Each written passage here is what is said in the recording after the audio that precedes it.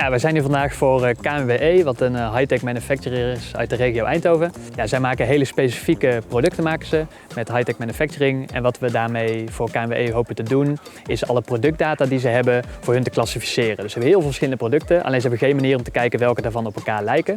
En door dat te clusteren voor ze, kunnen we ze eigenlijk helpen met een betere planning te maken, die beter op elkaar aansluit. En ze ook te helpen met bepaalde outliers in hun data, waar bijvoorbeeld artikelen eigenlijk met de verkeerde tooling worden gemaakt, waarmee we hiermee kunnen laten zien van joh, misschien kan je dat ook al met een standaard tooling doen.